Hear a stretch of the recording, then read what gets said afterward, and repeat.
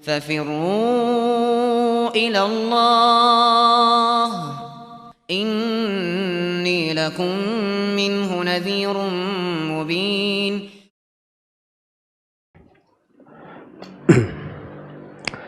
Bismillahirrahmanirrahim. Assalamualaikum warahmatullahi wabarakatuh. Alhamdulillahi rabbil alamin. Wassalatu wassalamu ala al-mabawthi rahmatan lil alamin. Nabiyina Muhammad wa ala alihi wa sahbihi wa man tabi'ahum bi ihsanin ila yaumiddin, amma ba'd.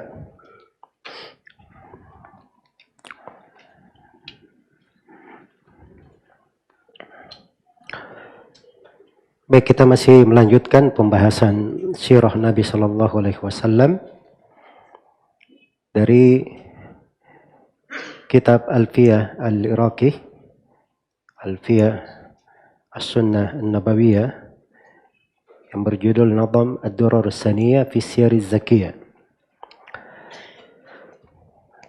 Kita masih di pembahasan tentang dikru mu'jizatihi Sallallahu Alaihi Wasallam, penyebutan mukjizat-mukjizat Nabi Sallallahu Alaihi Wasallam. Telah kita terangkan pada pertemuan yang telah lalu bahwa kata mukjizat itu dipakai di kalangan orang-orang belakangan. Dan lebih populer di masa dahulu itu disebut dengan ayat atau bayinat atau dalail. Karena itu banyak dari ulama yang menulis tentang mukjizat Nabi, mereka beri judul dengan Dalail An-Nubuwah, dalil-dalil kenabian. Baik, telah kita bahas pada pertemuan yang telah lalu beberapa mukjizat yang disebutkan oleh penulis rahimahullah. Semuanya ada 11 yang sudah kita kaji dalam 9 bait syair. Kemudian di bait syair yang ke-10 di bab ini, dan ini di urutan Alfiyah, dia adalah bait syair yang ke-454. Dikatakan oleh penulis rahimahullah, wa jaa marratan qada al-hajati wa lam yajid syai'an siwal asya'ati wa mithliha lakin huma ba'udata amara kullan minhuma fa'atata takhuddal arda di wa di hatta qada hajatahu amara kullan famada. Baik, ini 3 bait syair menjelaskan tentang mukjizat yang ke-12, di mana beliau sallallahu alaihi wasallam ingin membuang hajatnya dan beliau tidak temukan sesuatu yang bisa dijadikan sebagai tirai. Beliau ingin membuat hajat di tempat yang terbuka, ya, dan beliau tidak ketemukan sesuatu yang bisa dijadikan sebagai tirai kecuali 2 pohon kurma kecil. 2 pohon kurma kecil. Maka beliau memerintah 2 pohon kurma kecil yang saling berjauhan ini supaya mendekat. Kemudian Nabi SAW membuang hajatnya, lalu beliau perintah lagi supaya keduanya kembali ke tempatnya masing-masing. Itu kesimpulannya.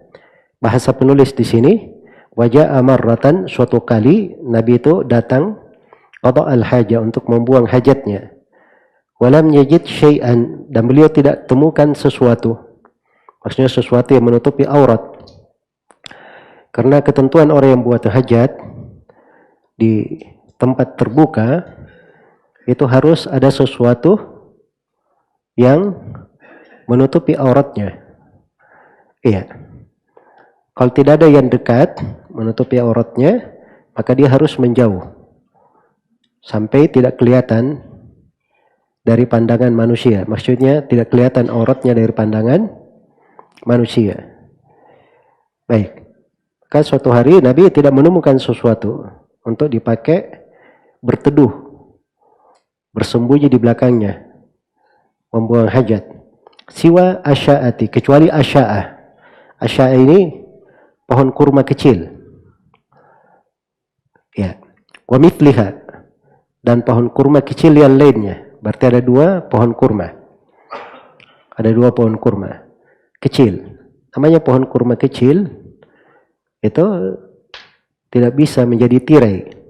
Kalau pohon kurmanya besar, nah itu bisa lah ya, kalau besar.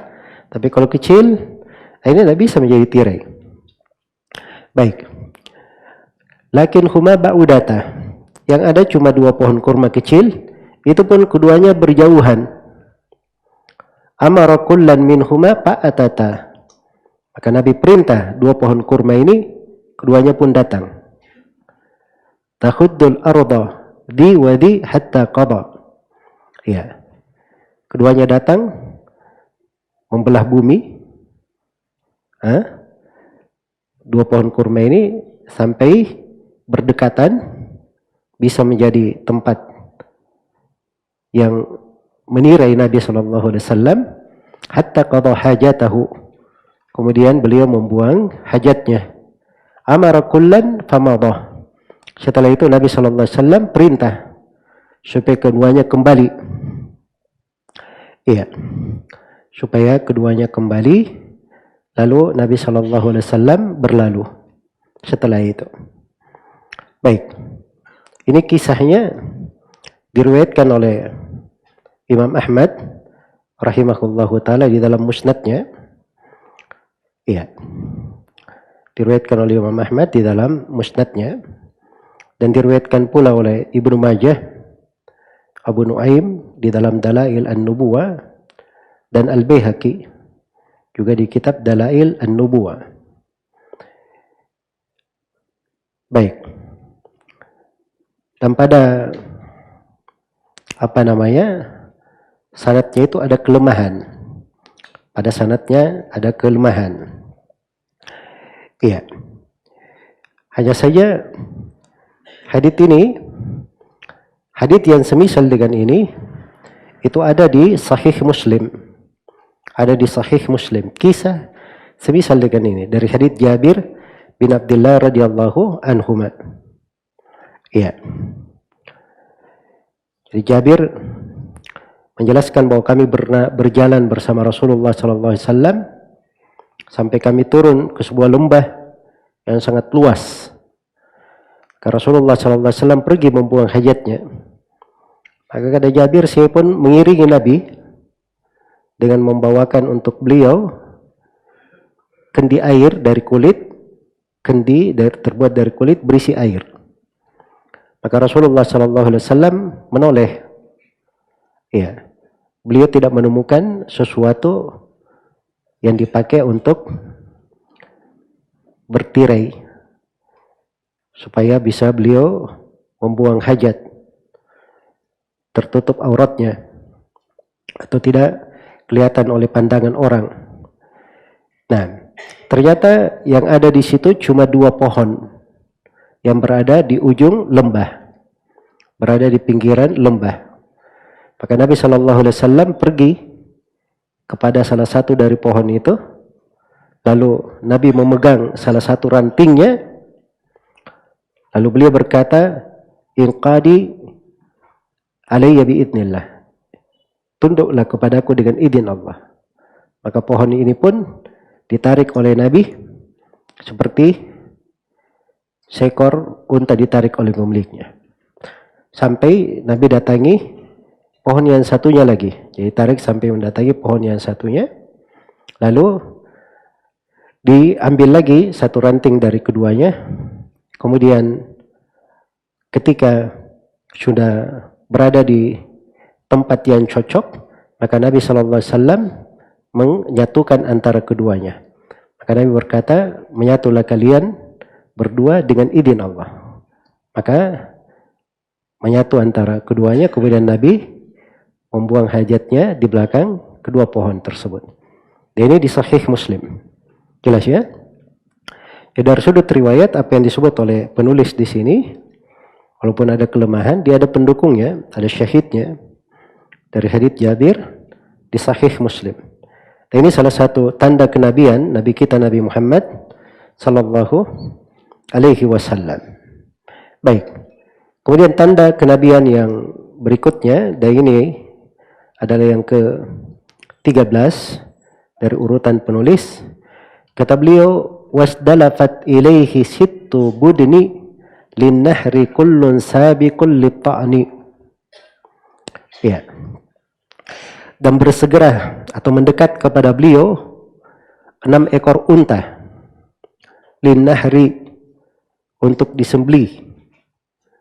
Maka setiap dari 6 ekor unta ini berlomba untuk duluan disembelih. Untuk duluan disembelih. Iya. Jadi ini juga dari tanda kenabian beliau sallallahu alaihi wasallam, di mana didekatkan kepada beliau 6 ekor unta di sini ya. Dan haditsnya di Sunan Abi Daud dan di Sunan An-Nasai dari sahabat Abdullah bin Qurat radhiyallahu anhu. Iya. Dan ini setelah Nabi berucap inna a'zamal ayyami indallahi yauman nahar thumma yaumal qar. Sungguhnya hari yang paling agung di sisi Allah adalah hari nahar tanggal 10, kemudian hari al-qar, hari menetap di Mina, itu tanggal 11. Lalu didekatkan kepada Nabi 5 ekor unta. Di sebagian riwayat 6 ekor unta. Ada keraguan pada riwayatnya. Iya. Maka unta-unta ini pun mendekat kepada Nabi. Berlomba kepada Nabi agar supaya setiap dari mereka ingin didahulukan untuk disembelih. Iya. Baik, maka Nabi SAW menyembelihnya. Dan ini dari tanda kenabian beliau sallallahu alaihi wasallam. Iya. Jadi unta pun mereka ketika akan disembelih dalam ketaatan kepada Allah Subhanahu wa taala, mereka bersegera di dalam hal tersebut kepada Nabi sallallahu alaihi wasallam. Ya, dan ini hal-hal yang menakjubkan ya sebenarnya. Kalau kita perhatikan dari makhluk-makhluk Allah ini, sana pepohonan, ini unta, bagaimana mereka terhadap Nabi sallallahu alaihi wasallam, kesegeraannya, istijabah mereka.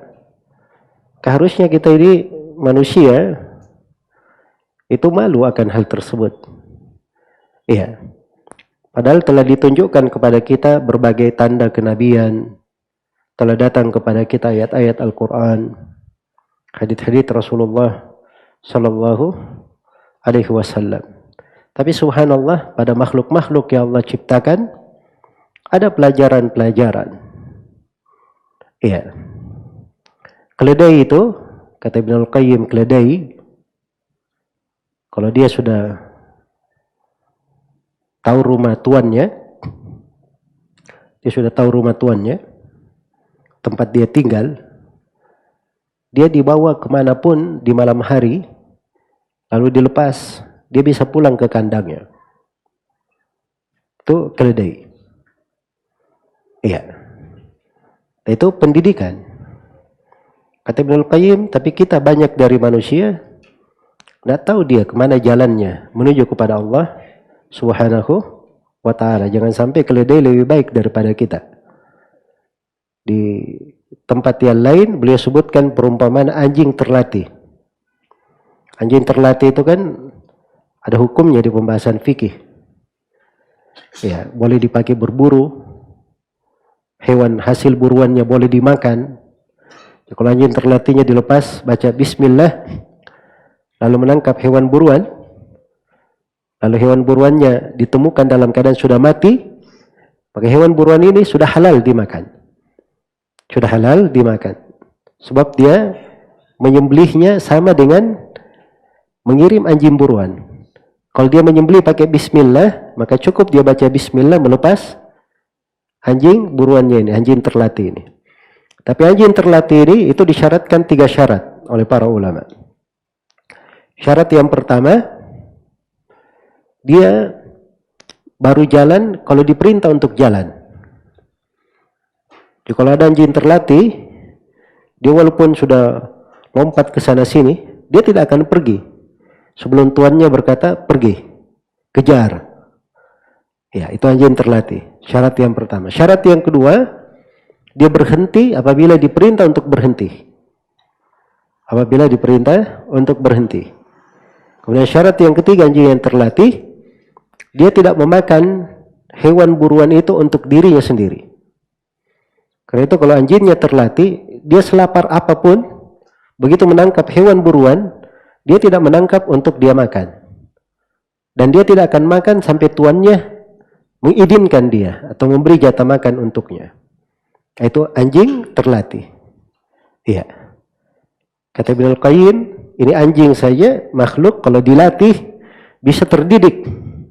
Saking hebatnya, dia tahu hak tuannya yang melatihnya. Dia tidak mau makan daging hewan buruan sampai tuannya memberi kepada dirinya. Kata Ibnu Qayyim, tapi kita manusia, betapa banyak Allah melatih kita, mendidik kita dengan ayat-ayat, hadits-hadits, tidak juga kita terlatih. Iya, jelas ya? Maka pada makhluk-makhluk dan ciptaan Allah Subhanahu wa Ta'ala itu ada pelajaran-pelajaran ibrah yang harusnya kita jadikan sebagai renungan untuk membimbing diri kita kepada hal yang lebih baik, perkara yang dicintai oleh Allah Subhanahu wa Ta'ala. Semoga Allah memudahkan kita semua terhadap diri-diri kita dan menjauhkan kita dari kejelekan jiwa-jiwa kita. Kemudian berikutnya mukjizat yang ke-14.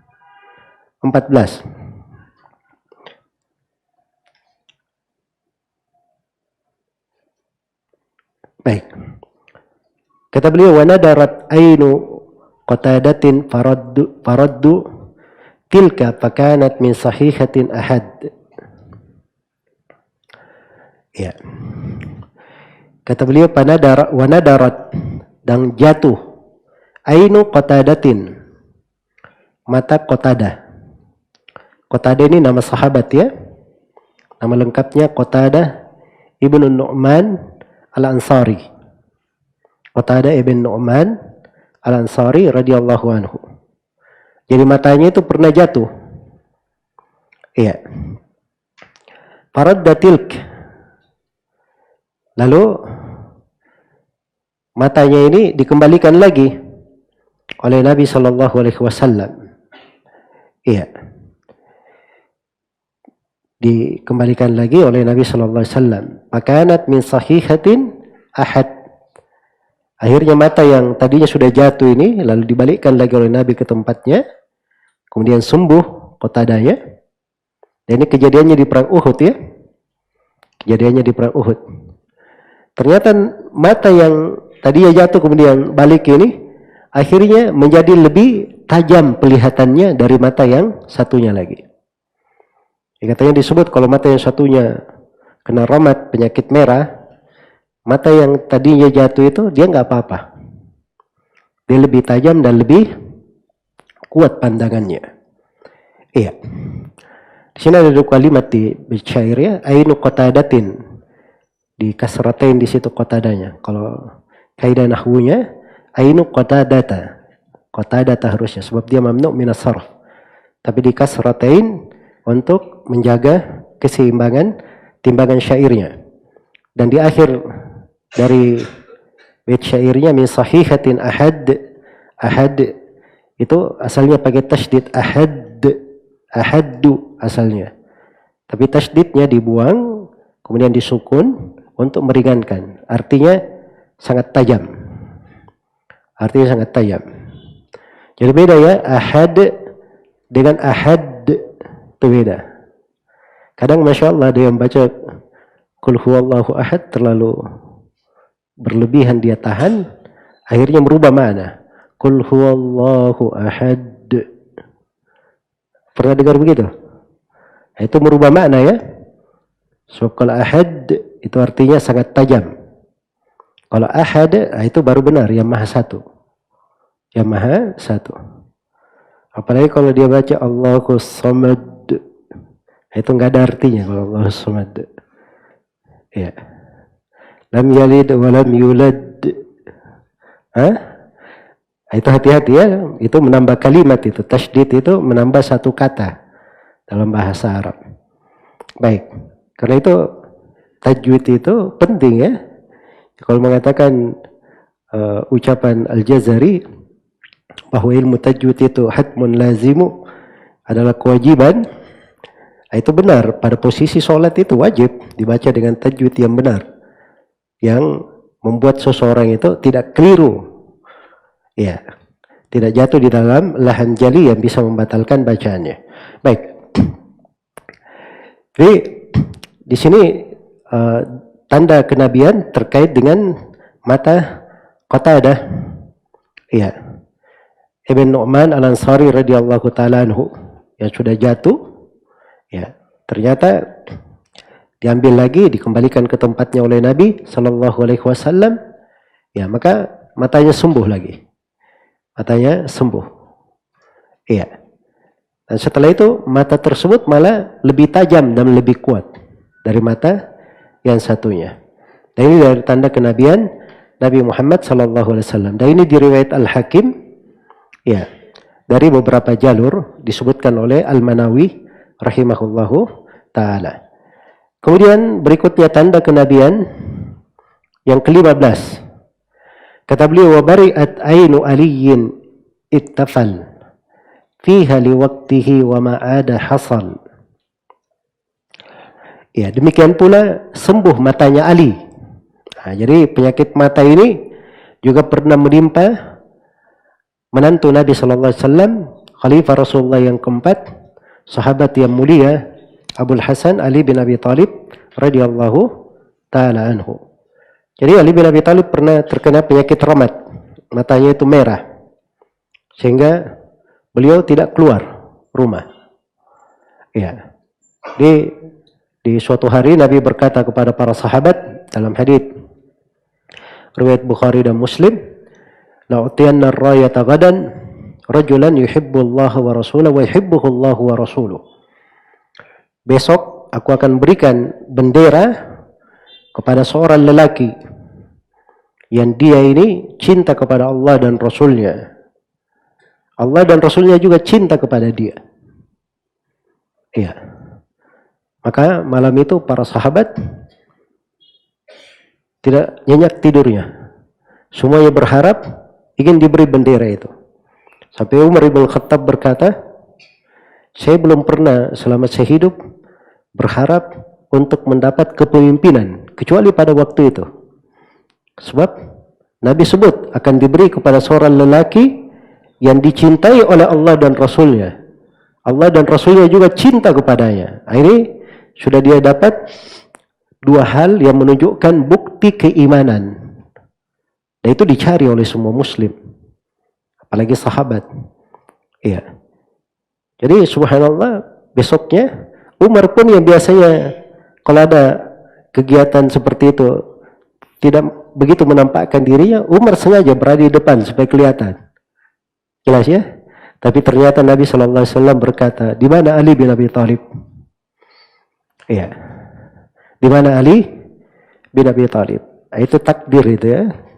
Suatu itu kalau sudah ditakdirkan, dia tidak hadir pun, kalau ditakdirkan untuknya, tidak lari kemana-mana. Kalau sudah ditakdirkan. Jelas ya? Kadang sebagian orang terlalu berambisi akan sesuatu. Iya. Tapi dia lupa takdir Allah. Segala sesuatu itu sesuai dengan takdir Allah. Maka yang paling bagus itu seorang itu profesional, ya, dia tidak terlalu ambisi, dia sandarkan kepada takdir Allah. Itu jadikan kaidah di dalam berusaha dan berkegiatan di kehidupan dunia ini. Seorang dia melakukan apa saja dari kegiatan dunia, dia profesional yang pertama, sesuai dengan jalannya. Karena Allah cinta kepada orang yang profesional.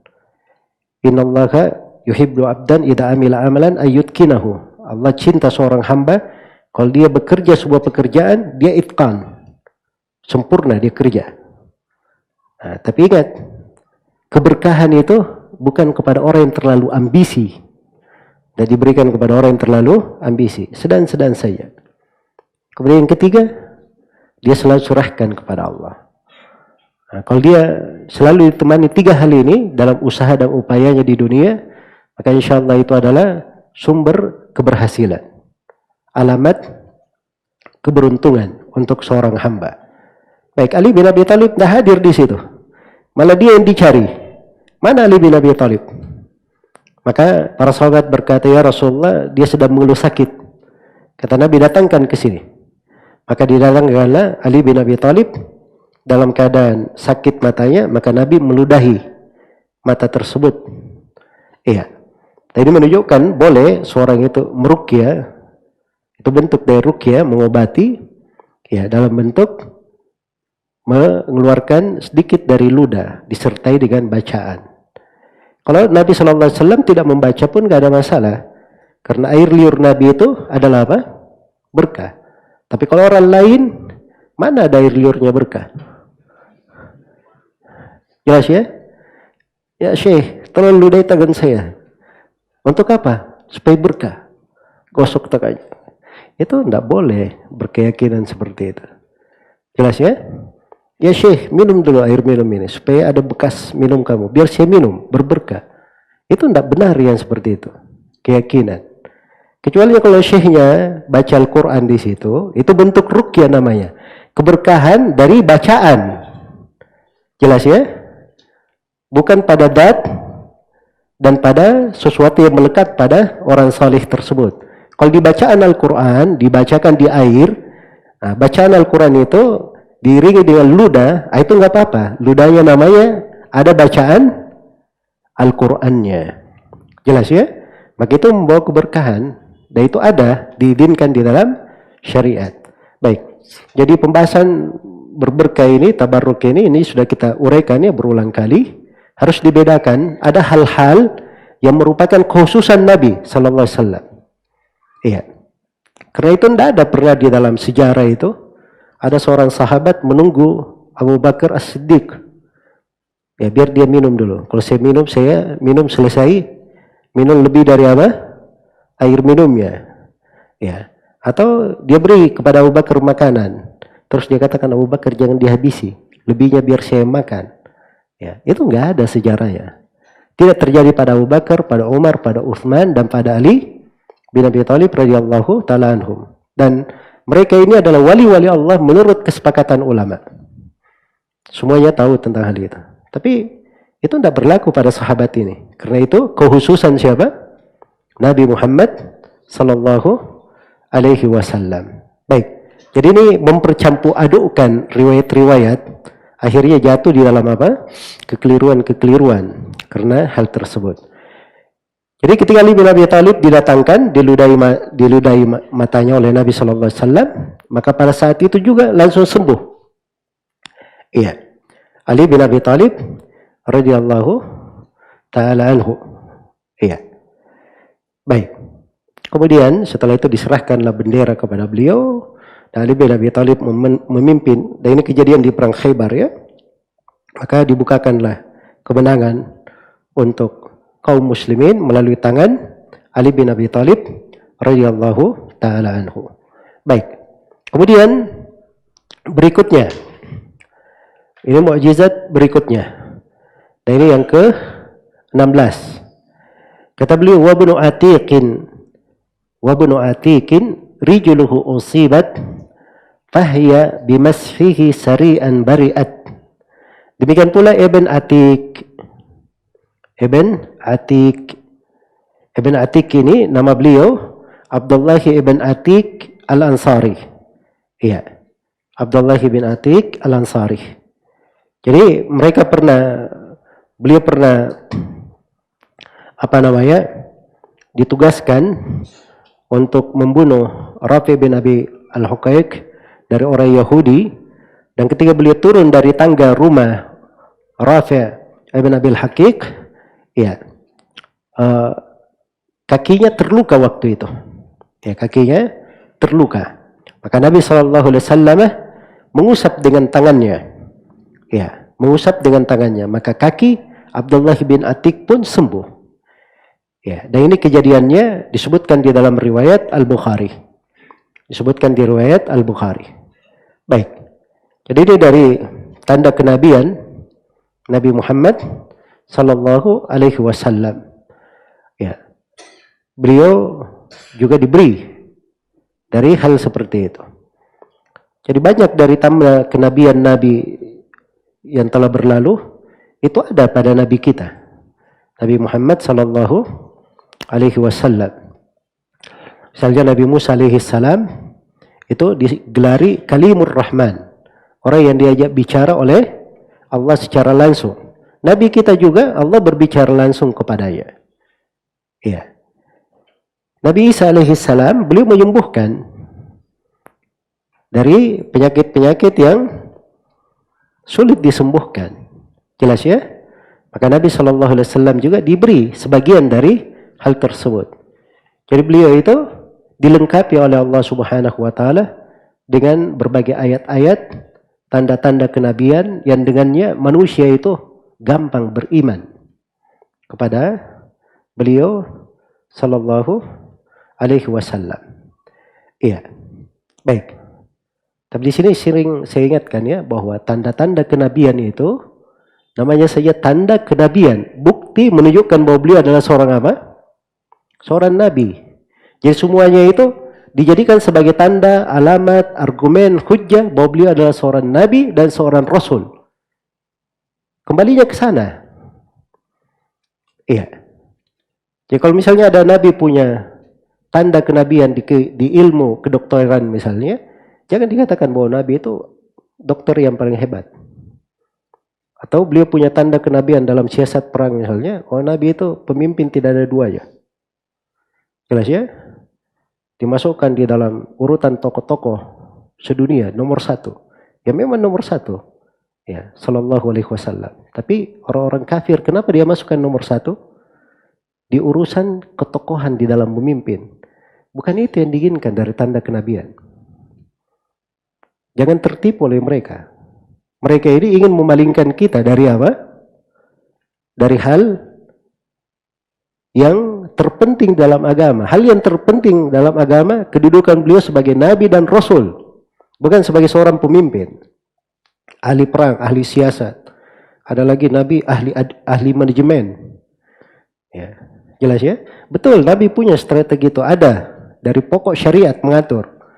Sama dengan ilmu kesehatan. Di dalam syariat diatur dari pokok ilmu kesehatan. Sebagaimana disebut oleh sebagian guru kami, bahwa di dalam Al-Quran itu ada 3 sumber pokok ilmu kesehatan. Iya, dalam bentuk pencegahan, dalam bentuk pengobatan, iya, dan dalam bentuk mengeluarkan hal-hal yang buruk dari tubuh. Dan itu ada, usulnya ada, tapi satu persatunya itu tidak disebutkan rincian. Sebab Al-Quran itu bukan ilmu, bukan kitab kedokteran. Jelas ya? Bukan kitab kedokteran. Karena itu keliru kalau ada yang menafsirkan ayat-ayat. Wah ini ayat, kalau begitu, ini ayat maknanya begini. Ini ayat ini dipakai oleh dokter gigi. Ayat ini dipakai oleh dokter bedah. Ayat ini dipakai, itu tidak ada. Masuk di dalam rincian. Tapi kaidah umum dalam ilmu kesehatan itu ada. Diterangkan di dalam Al-Quran.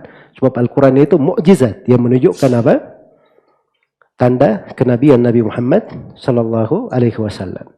Jadi paham ini kaidah pokok di dalam memahami, termasuk kaidah pokok di dalam memahami tanda-tanda kenabian Nabi Muhammad sallallahu alaihi wasallam. Baik, kemudian tanda kenabian yang ke-17, kata penulis rahimahullah di bait syair yang ke-461, Waqala aqtulu Ubayy ibn Khalaf khadashahu khadashan yasiran fanhataf. Ya. Beliau pernah berkata bahwa saya akan membunuh Ubayy ibn Khalaf. Ubayy ibn Khalaf ini salah seorang pentolan orang-orang Quraisy. Ya, dia pernah berkata, saya punya hewan-hewan tunggangan, terus saya beri makan setiap hari. nanti saya akan menunggangi hewan tersebut untuk membunuh kamu wahai Nabi Muhammad. Maka Nabi berkata kepadanya, bal an aqtuluka insyaallah. Bahkan saya akan membunuh kamu insyaallah. Iya. Jelas ya? Apa yang terjadi? Kata beliau, khadasyahu hadasyan yasiran. Maka Nabi melukainya, cuma luka sedikit. Dan ini kejadian di perang Uhud. Jadi terjadi perang Uhud, Nabi ketemu dengan Ubay bin Khalaf. Dan Ubay bin Khalaf ini terluka dengan pedang Nabi SAW, sedikit lukanya. Iya, sedikit lukanya. Orang-orang berkata, ya, ini lukamu cuma sedikit. Dia sudah menyangka, ini Nabi Muhammad akan membunuh saya. Orang-orang berkata, kamu enggak apa-apa. Laisa bika ba'as. Enggak apa-apa.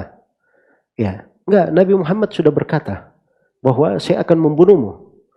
Ya, kata Ubay bin Khalaf, andai kata dia meludahi saya saja, barangkali saya akan mati. Maka dibawalah dia pulang dalam keadaan terluka ringan itu, dan dia mati karena luka tersebut disaru. Ya, jelas ya. Jadi orang musyrik saja, dia tuh tahu bahwa Nabi itu tidak pernah apa? Tidak pernah dusta. Dan Nabi kalau berucap sesuatu akan terjadi seperti yang dia ucapkan. Makanya ketika orang-orang menghiburnya, itu kan cuma luka ringan. Dia justru berkata, andai kata Nabi Muhammad cuma meludaiku di peperangan tadi, saya pun yakin bahwa dia akan membunuh saya. Jelas ya? Ini menunjukkan bahwa di tengah manusia itu bukan tidak tahu kebenaran, tapi naudzubillah, Allah butakan hatinya, dibuat keras hatinya, sehingga tidak menerima keimanan. Karena itu hendaknya kita bersyukur ya, kita dipilih sebagai kaum muslimin, mendapat anugerah keislaman. Semoga Allah meneguhkan kita semua di atas keislaman ini. Baik, kemudian tanda kenabian berikutnya, dan ini yang ke-18, kata beliau, kadakumu Umayyatu ibnu Khalafi. Umayyatu ibnu Khalafi qutila kafiran bi Badri fawufi. Qutila kafiran bi Badrin fawufi wa adda fi Badrin lahum masari'an kullun bima samma lahu qad suri'a. Iya. Ini tanda kenabian berikutnya. Baik, ini yang ke-18 dan ke-19, dua ya. Beliau sebut demikian pula Umayyah bin Khalaf. Dia terbunuh kafir di perang Badar. Maka terjadi seperti yang dikatakan oleh Nabi sallallahu alaihi wasallam. Ya, jadi Umayyah bin Khalaf ini juga itu Nabi sallallahu alaihi wasallam berkata kepadanya bahwa aku akan membunuhmu. Ya. Jadi sudah dikatakan oleh Nabi sallallahu alaihi wasallam kepadanya bahwa dia akan dibunuh oleh Nabi. Dan itu subhanallah, apa yang terjadi? Jadi asal kejadiannya itu diterangkan di Sahih Al-Bukhari ya, bahwa suatu hari Sa'ad bin Mu'ad pergi umrah. Sa'ad bin Mu'ad radhiyallahu taala pergi umrah.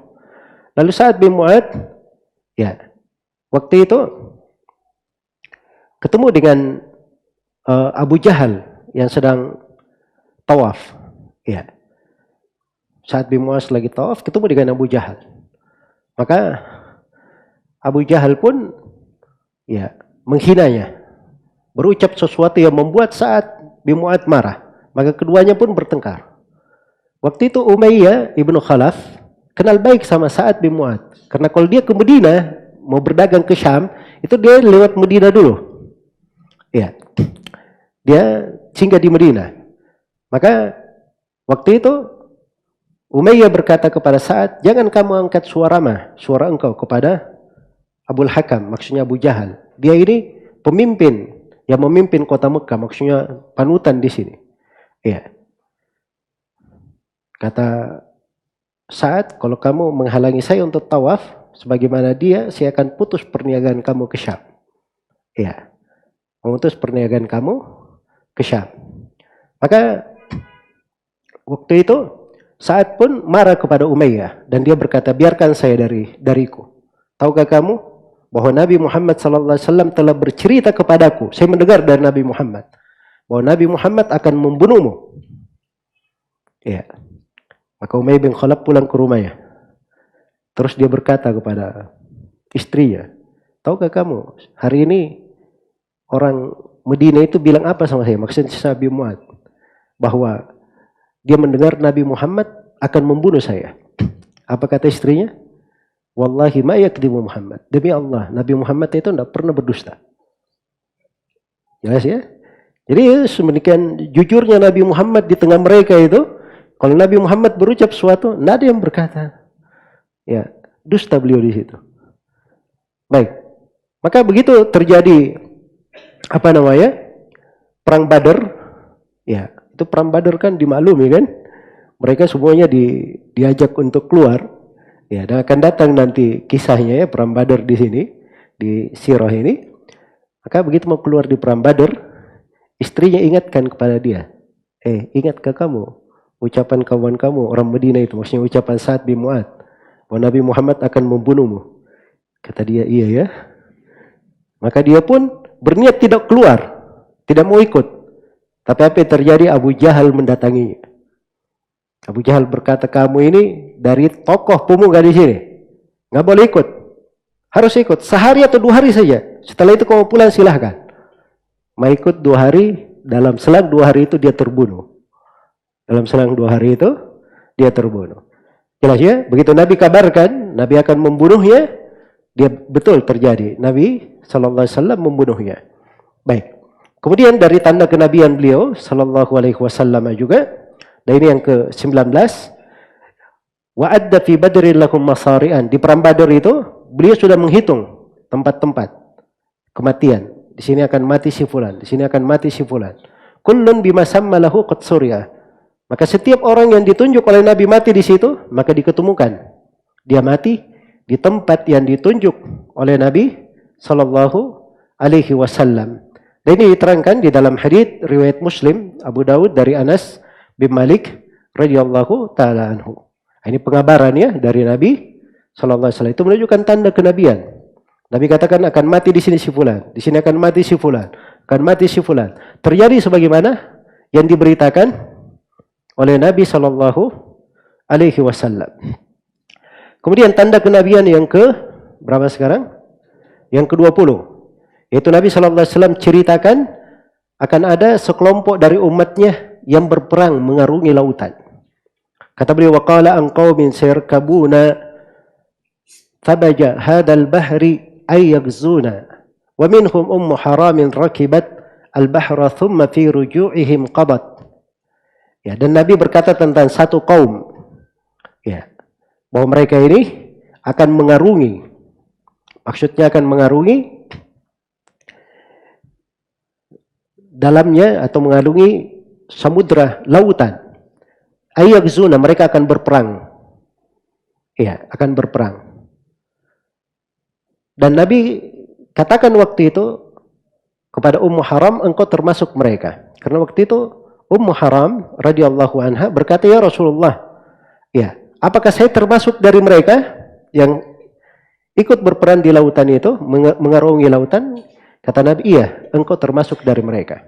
Dan Nabi sudah memberikan keutamaan tentang mereka, sebagaimana di dalam hadits riwayat Bukhari dan Muslim, di lafaz Al-Bukhari, Rasulullah bersabda, awwalu jaishin min ummati yaghzuna al-bahr qad ujibu.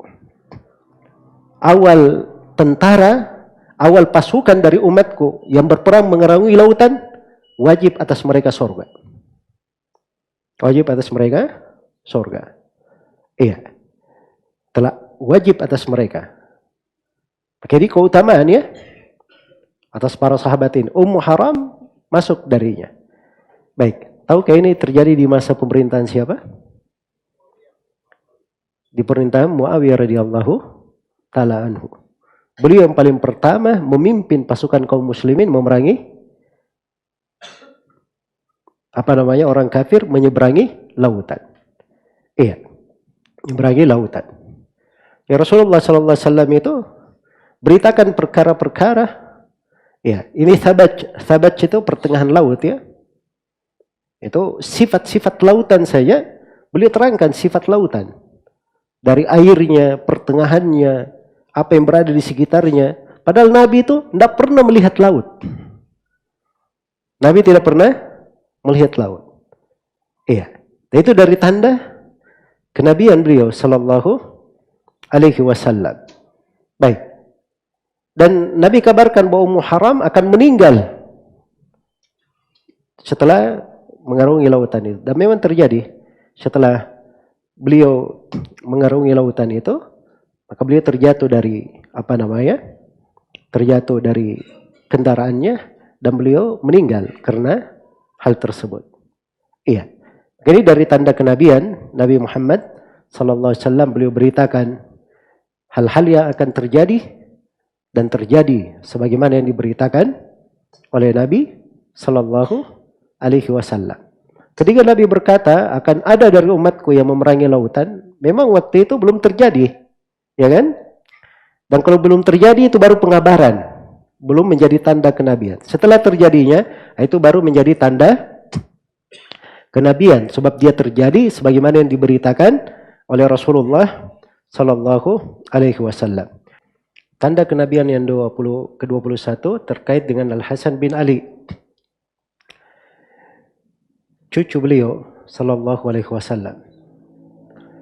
Ya, Nabi sallallahu alaihi wasallam pernah berkata, inna ibni hadha sayyid la'alla allaha ayusliha bihi baina fi'ataini azimataini minal muslimin. Kata beliau, sungguhnya anakku ini adalah pemimpin. Maksudnya Al-Hasan bin Ali. Sungguhnya anakku ini adalah pemimpin. Dia nanti akan mendamaikan dua kelompok besar dari kaum muslimin. Iya. Jadi ini ucapan Nabi, nanti dia akan mendamaikan kejadian yang terjadi antara dua kelompok besar dari kalangan kaum muslimin, dan semuanya muslimin. Al-kul mimman aslam, semuanya muslimin, bertikai. Maka terjadilah apa yang Nabi beritakan itu. Iya. Dimaklumi bahwa terjadi perbedaan antara Ali bin Abi Thalib radhiyallahu anhu dan Muawiyah radhiyallahu anhu. Setelah terbunuhnya Utsman ibn Affan. Muawiyah bin Abi Sufyan sebagai keluarga dari Utsman ibn Affan itu merasa berhak untuk menuntut darah Utsman ibn Affan. Iya. Maka setelah Ali bin Abi Thalib dibaiat, Muawiyah bukan tidak mau membaiat dan bukan menolak kekhilafaan Ali bin Abi Thalib, tapi dia ingin bahwa sebelum Muawiyah membaiat Ali bin Abi Thalib, maka Ali bin Abi Thalib menyelesaikan dulu urusan darah Utsman. Semua orang yang terlibat di dalam membunuh Utsman diselesaikan dengan mereka. Karena Muawiyah menganggap sebagian orang-orang yang terlibat itu masuk ke pasukan Ali bin Abi Thalib. Jelas ya? Dan Muawiyah radhiyallahu taala anhu, beliau sebelumnya adalah pemimpin Syam. Beliau pemimpin Syam dari pemerintahan Utsman ibnu Affan. Maka dianggap dirinya masih ada kepemimpinan di situ. Iya. Ringkas cerita, setelah Ali bin Abi Thalib radhiyallahu taala anhu terbunuh, maka putranya Al-Hasan bin Ali dibaiat oleh 40.000 orang, membaiatnya untuk mati. Iya. Mendukungnya untuk khilafah. Baik. Waktu itu datanglah Abu Bakrah Nufai ibn al-Harith. Abu Bakrah ini namanya Nufai ibn al-Harith. Beliau mendatangi Al-Hasan bin Ali. Lalu beliau berkata, saya mendengar dari Nabi SAW bersabda tentang engkau. Dan waktu itu engkau masih kecil. Nabi berkata, inna ibni hadha sayyid la'allahu yuslih. La'allallaha ayyusliha bihi baina fi'ataini atimataini minal muslimin. Sungguhnya putraku ini, maksudnya Al-Hasan bin Ali. Ini nas ya, bahwa Al-Hasan bin Ali itu dianggap ahlul bait. Karena Nabi bahasakan putraku. Itu punya hukum ya secara syar'i. Sungguhnya putraku ini adalah seorang sayyid, seorang pemimpin. Jadi dia sudah mendapatkan asyada kepemimpinan melalui lisan Rasulullah Sallallahu Alaihi Wasallam. Dan memang beliau seorang pemimpin di dunia, dan Hasan adalah seorang pemimpin di sorga. Karena Al-Hasan dan Al-Husain adalah dua pemimpin para pemuda penduduk sorga. Iya. Beliau ini, Al-Hasan ini kata Nabi, nanti akan mendamaikan. Allah akan jadikan dia sebagai pendamai antara dua kelompok besar dari kaum muslimin. Maka mendengarkan hadits tersebut, Al-Hasan bin Ali mengetahui apa kewajibannya. Maka dia serahkan khilafah kepada Muawiyah radhiyallahu anhu. Ya, bukan karena kurang pasukan, bukan pula karena takut. Ya, tetapi untuk menjaga darah kaum muslimin, untuk membangun persatuan di tengah kaum muslimin. Dan 30 tahun setelahnya itu dikenal sebagai tahun-tahun persatuan umat Islam. Jelas ya? Jadi Nabi kabarkan tentang itu, ini akan terjadi pada Al-Hasan dan terjadi sebagaimana yang dikabarkan oleh Nabi Sallallahu Alaihi Wasallam. Iya. Itu kejadian-kejadian yang dikabarkan oleh Nabi pasti. Kita beliau kabarkan terjadi seperti apa yang beliau kabarkan. Demikian pula terkait dengan Utsman ibn Affan. Dan ini tanda kenabian yang ke-22. Terkait dengan Utsman ibn Affan radhiyallahu taala anhu. Dikatakan di sini waqala fi Utsmana tusibuhul balwa fahaqqan kana. Dan Nabi berkata kepada Utsman, kata Utsman ibn Affan radhiyallahu anhu, dia akan ditimpa oleh sebuah ujian. Maka haqqan terjadi seperti berita Nabi. Iya. Terjadi seperti yang diberitakan oleh Nabi. Itu ucapan Nabi ini dalam kisah yang masyhur ya. Dalam kisah yang masyhur di dalam hadits riwayat Bukhari dan Muslim. Iya. Ketika Nabi sedang duduk di sebuah sumur, waktu itu sudah masuk dahulu Abu Bakar dan Umar.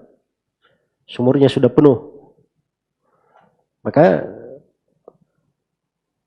minta izin lah. Jadi sebelumnya Abu Bakar dan Umar sudah masuk. Maka Nabi berkatakan, izinkan mereka masuk, beri kabar gembira keduanya masuk surga. Nah, begitu datang Utsman, Nabi berucap begitu juga. Izinkan dia masuk, beri kabar gembira dengan surga, tetapi ma'abalwa tusibuhu, dengan ujian yang akan menimpahnya. Maka diberitahu oleh Abu Musa yang menyambutnya pesan Nabi. Dan beliau hanya istirja, ya, memohon pertolongan kepada Allah. Begitu masuk ke dalam kolam yang mereka duduk di situ, masukkan kakinya juga sudah penuh. Maka Utsman pun berada di sekitarnya. Kata Ibnu Sirin, saya artikan itu, bahwa itu kuburan mereka tidak bertambah lagi. Dan terbukti setelah meninggal, Rasulullah SAW yang dikubur bersama beliau di situ, cuman Abu Bakar dan siapa? Dan Umar, tidak ada lagi yang lain.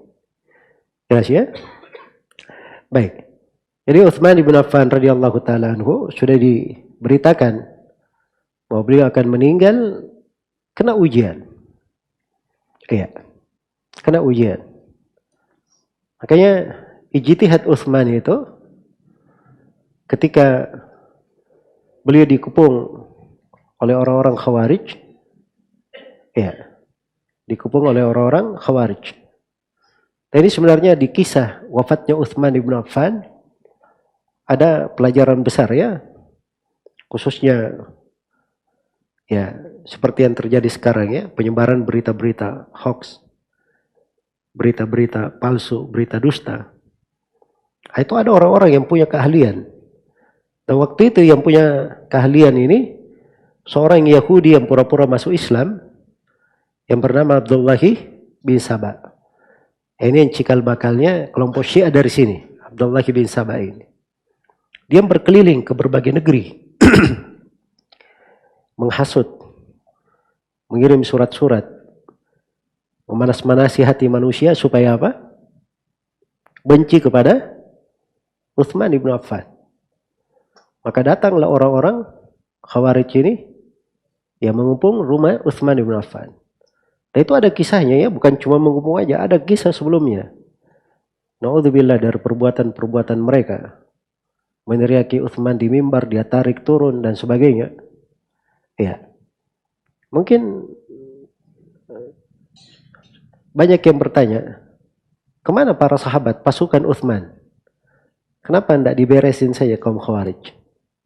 Nah, disitulah ijtihad beliau, radhiyallahu ta'ala anhu. Iya. Beliau tidak mengizinkan para sahabat. Padahal para sahabat sudah berkata, sisa diperintah saja. Maka mereka akan menghunus pedang-pedangnya terhadap para pemberontak ini. Jelas ya, itu masuk dalam kitab Ahlul Bighah, Ahlul Bughat. Kitab Ahlul Bagi, para Bughat. Iya. Tapi Utsman tidak memandang hal tersebut. Beliau berijtihad. Hingga akhirnya beliau meninggal terbunuh oleh kaum Khawarij ini. Naudzubillah. Jelas ya? Jadi ini ujian. Rasulullah beritakan. Terjadi sebagaimana yang diberitakan oleh Rasulullah sallallahu alaihi wasallam. Baik. Kemudian kata beliau, ini 2 bait syair lagi ya untuk malam ini. Dan di sini ada 2 tanda kenabian yang lain. Kata beliau, wa maqtal al-aswadi fi san'al yaman. Dzakarahu lailata qatlihi wa man qatalahu kadzaka Kisra akhbara biqatlihi fakana dha bila mira. Iya. Demikian pula terbunuhnya Al-Aswad. Iya. Ini yang dikenal dengan Al-Aswad Al-Ansi. Namanya katanya Ghahlah namanya. Dia ini berada di Son'ah. Al-Aswad Al-Ansi ini sudah di akhir-akhir masa kehidupan Nabi Muhammad sallallahu alaihi wasallam. Dan waktu itu Nabi mengutus pasukan dipimpin oleh Usama bin Zaid untuk membunuhnya di Son'ah. Iya. Dan Nabi kabarkan dia akan terbunuh di malam begini. Dan yang membunuhnya namanya ini. Dikabarkan oleh Nabi. Iya. Itu diterangkan di sebagian buku-buku sirah, tapi dari jalan Al-Waqidi. Al-Waqidi itu ada kelemahannya di dalam periwayatannya. Cuman kisah terbunuhnya Al-Aswad Al-Ansi ini di akhir kehidupan Nabi, di akhir-akhir masa hidup beliau, itu adalah hal yang populer di buku-buku Sirah Nabawi. Baik. Jadi yang seperti itu tidak dipermasalahkannya, dan ini tanda yang ke-23. Tanda yang ke-24, ya. Kadzaka Kisra akhbara biqatlihi fakana dha bila mira. Demikian pula Nabi mengabarkan tentang terbunuhnya Kisra. Iya. Nabi mengabarkan tentang terbunuhnya Kisra. Kisra ini itu gelar untuk pemimpin yang memimpin Persia. Dan Kisra yang dimaksud di sini disebutkan di dalam buku-buku sejarah namanya Ibruiz bin Hurmuz namanya. Dan kisahnya ada di dalam Sahih Al-Bukhari. Dari hadits Abdullah bin Abbas radhiyallahu anhuma. Jadi Nabi itu mengirim surat kepada beberapa raja. Beberapa kepala negara. Beliau kirim surat kepada pembesar Romawi, Kaisar. Beliau kirim surat juga kepada Kisra. Cuman bedanya pembesar Romawi ketika surat Nabi datang, dia hormati surat Nabi. Iya, diagungkan. Malah dia terkesan membenarkan bahwa beliau adalah seorang Rasul. Hanya saja dia tidak berani masuk Islam. Tidak berani masuk Islam. Jelas ya? Kisahnya panjang. Di hadits yang ketiga atau di hadits yang kelima di Sahih Al-Bukhari, di kisah Al-Badal Wahyi. Dari hadits Ibnu Abbas itu tentang Adhimur Rum. Kalau Kisra ini, ya begitu surat Nabi sampai kepadanya, surat Nabi ini dia sobek-sobek. Ya, disobek-sobek surat Nabi.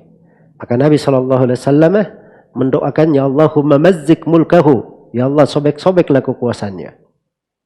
Hancur betul kekuasaan Kisra. Sampai hari ini Persia itu cuma nama saja.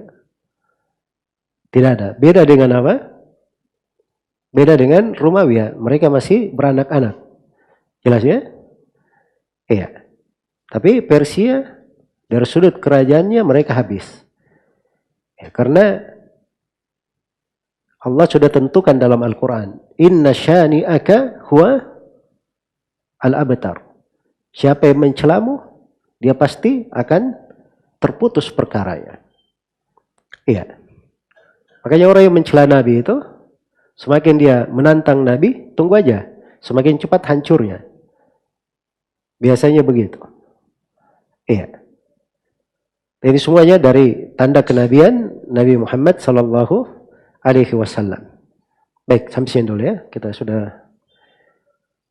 membaca cukup banyak malam ini. Mungkin di sesi lainnya kita akan selesaikan pembahasan ini. InsyaAllah ta'ala.